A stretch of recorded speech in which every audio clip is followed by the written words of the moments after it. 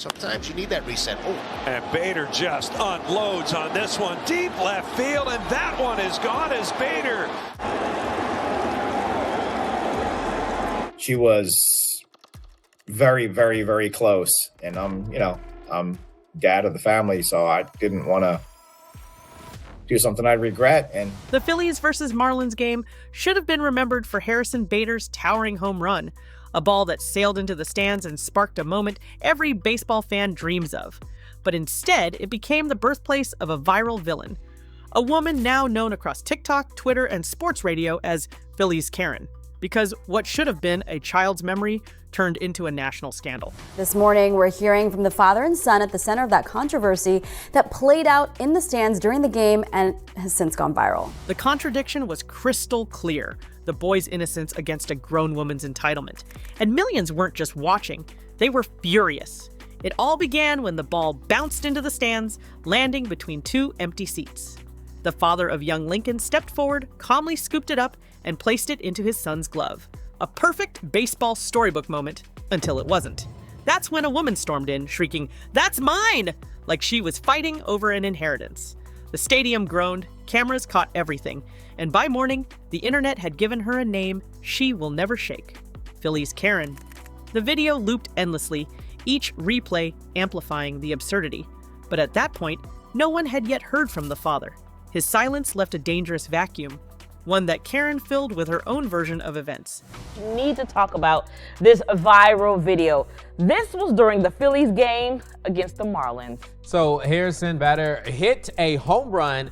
You can see the bounced and landed, and a random chair in the stands. Now look at this argument right here. Now she just grabbed it and went and walked. Her version sounded dramatic. According to her, she had caught the ball fair and square. Then she claimed this father ripped it from her hands in broad daylight, a robbery in the middle of America's pastime. On paper, it sounded outrageous enough to create doubt. After all, sports fan fights are messy, and grainy footage doesn't always tell the full story. But this time, the video did. Slow motion replays showed what she could never outrun. She never actually had the ball. At best, her fingers grazed it. At worst, she fabricated an entire story. And when the father finally broke his silence, the internet's patience snapped like a bat over a knee. His words were quiet, almost plain spoken. "I caught it. I gave it to my son. She never touched it. That's it." That testimony landed like a sledgehammer. No drama, no yelling, just truth, clean and undeniable. And that truth didn't just poke holes in her defense, it obliterated it. Because when innocence meets entitlement and the evidence leaves no wiggle room, the crowd knows which side to take. that was the choice I made, is to just hand the ball back and tell her, go away. It was the right thing. We just wanted her to go away. The Karen archetype only survives when ambiguity exists. But here, clarity reigned, and clarity made her a villain. From that moment forward, it wasn't just a baseball. It was a symbol of childhood joy stolen, of adult greed exposed, and of the internet's unforgiving spotlight. The father's truth had flipped the narrative, and in doing so, he lit the fuse for the explosion of memes, media coverage, and fan backlash that was still to come. Because once the world labels you the villain in the stands, the game has only just begun. The moment the father's calm words hit the airwaves, the internet erupted. TikTok stitched his testimony into side-by-side replays of the ball landing cleanly in his hand. Twitter clips, captioned, "Case closed," spread like wildfire. Reddit threads tore apart every frame, slowing the footage to quarter speed to show exactly how little control Phillies Karen ever had. And once fans realized the truth, the memes sharpened their knives. Every moment around my kids is a potential teaching moment. So I try to keep that mentality, and I guess it shined through. He didn't want his kid to have the day ruined, didn't want to get in some big epic fight, and he even said he was holding back. One viral edit set her shrieks to the soundtrack of Psycho. Another looped her finger pointing over and over, labeled "Villain Origin Story." The more she protested, the louder the laughter became. Fans weren't just mocking her, they were furious for the boy. Sports are sacred, a bond passed from parent to child through memories like catching a foul ball. As one Philly blogger wrote, "That kid didn't lose a ball, he lost a memory, stolen by a stranger's ego." Comment sections flooded with outrage. Parents swearing they'd never forgive an adult who screamed at their child. Lifelong fans demanding the stadium ban her permanently. For a city notorious for ruthless fandom, the same crowd that once booed Santa Claus, This was a rare moment of unity. Even Philly fans who love chaos couldn't defend her, and that silence was deafening. The father's restraint only amplified the tension. He admitted he had a choice: retaliate or show his son how to de-escalate. "I didn't want to do something I'd regret," he explained. That single line struck a chord with parents everywhere. On TikTok, one dad commented, "He didn't just win the ball, he taught his son what a man looks like under pressure." And that contrast between his dignity and her shrieking tantrum became the internet's favorite split screen. Every retelling leaned on the same contradiction: one man protecting his child's joy versus one woman clawing at attention she didn't deserve. It was more than a scandal. It was a morality play, staged in front of a stadium and millions of viewers at home. But here's where the story began to scale beyond fan outrage. As soon as it cracked off the bat, it was starting to head our way a little bit. So I walked to my right, walked to my right, walked to my right, and I thought, oh crap, it's coming. And I walked down a couple seats, and it fell and kind of bobbled between the two armrests.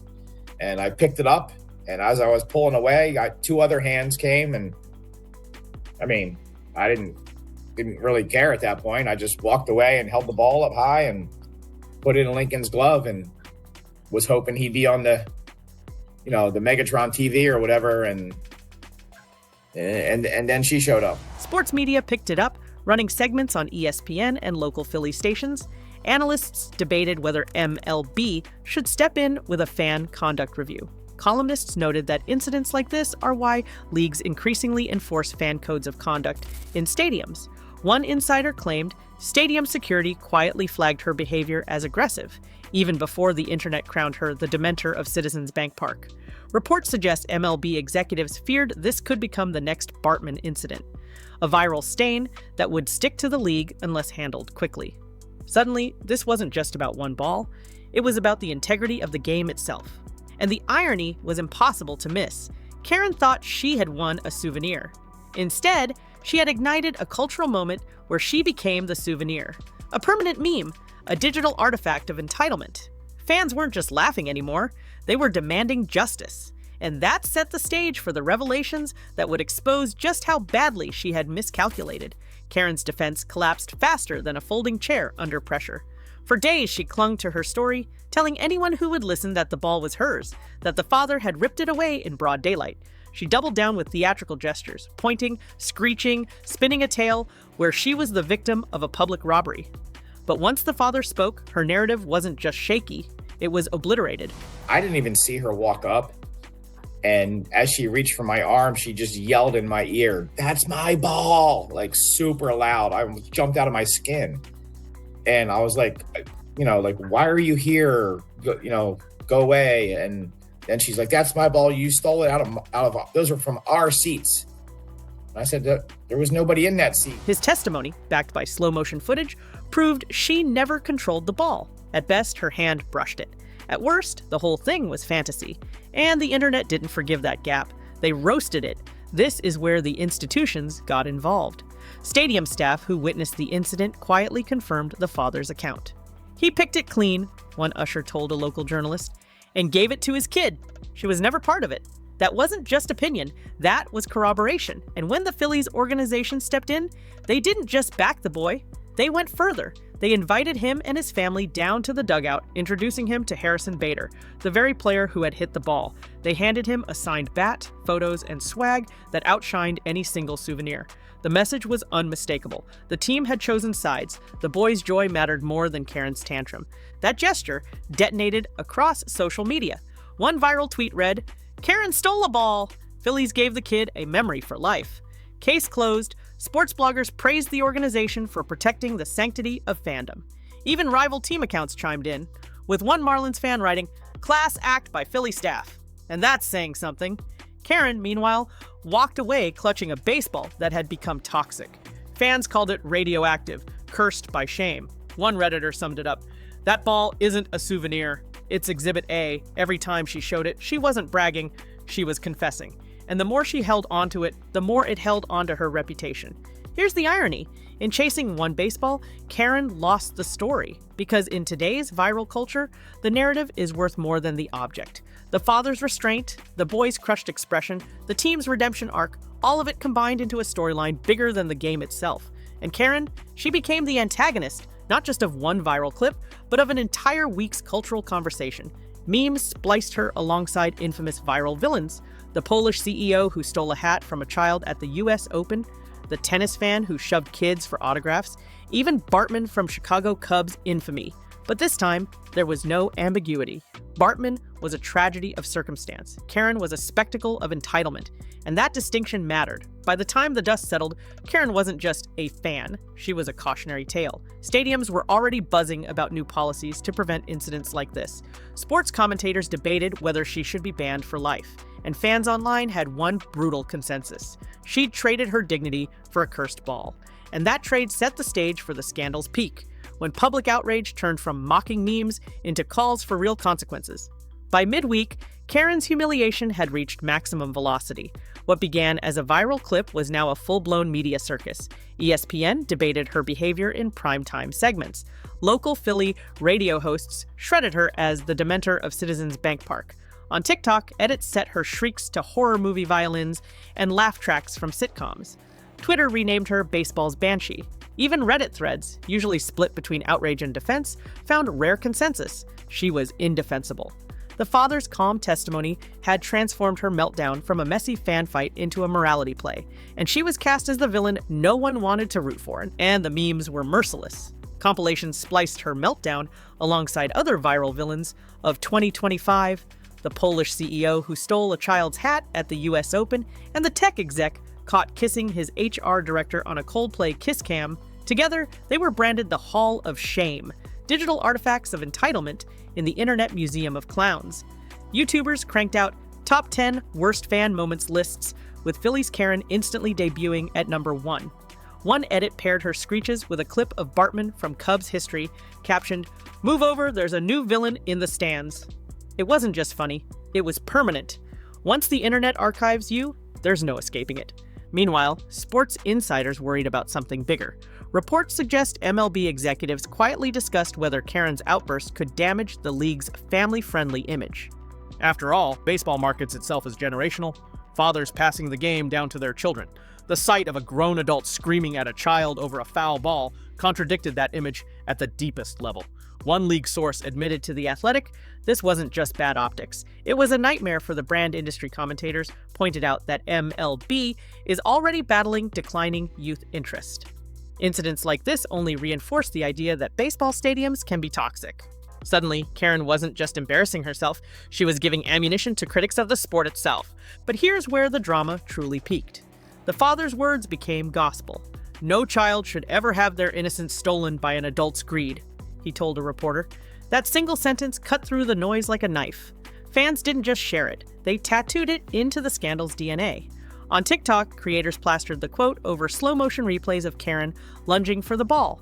On Instagram, it became a meme template juxtaposed with her sneering expression.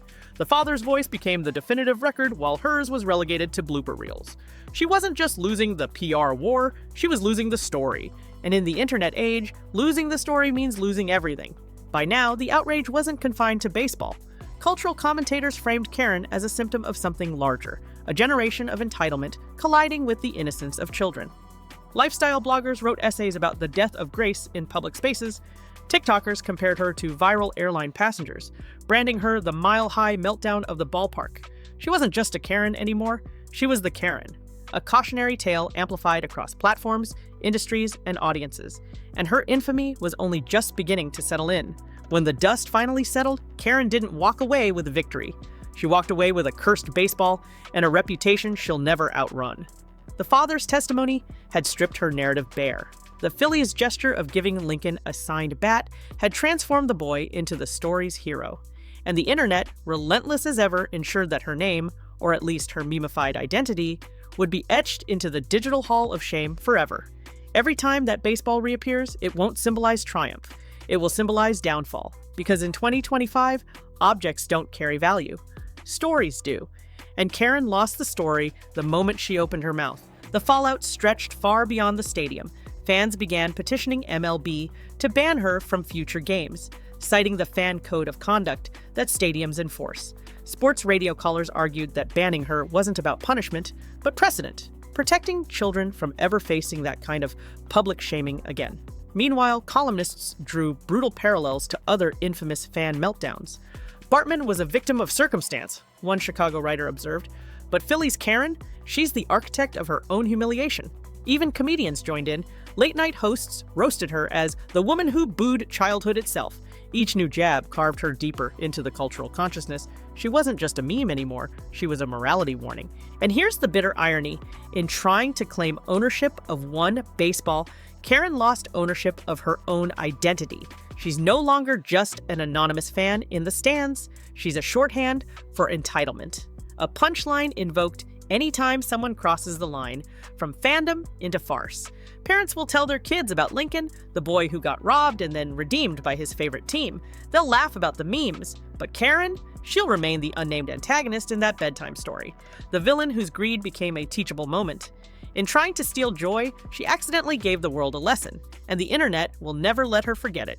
The larger industry takeaway is sobering. Sports thrive on nostalgia, innocence, and community, but viral fan scandals remind leagues how fragile that trust is. MLB executives are now facing tough questions. How do you protect children from adult entitlement? How do you preserve the sanctity of fandom in a digital age where every meltdown becomes a meme? Already, insiders claim teams are reviewing protocols for handling viral incidents, making sure they respond quickly and decisively. Because in an era when clips travel faster than facts, silence is no longer an option. The father's voice taught them that. Calm truth beats chaos every time. So, the final scoreboard reads like this. Lincoln walked away with dignity, a signed bat, and the respect of an entire stadium. The Phillies walked away with praise for handling the scandal with class. And Philly's Karen, she walked away with a baseball nobody wants to touch and an internet legacy nobody would choose. That's not just losing the moment, that's losing the game. If a single baseball can expose the ugliest side of fandom, just imagine what the next viral moment will reveal. Should MLB ban Philly's Karen for life, or is the internet's punishment already enough?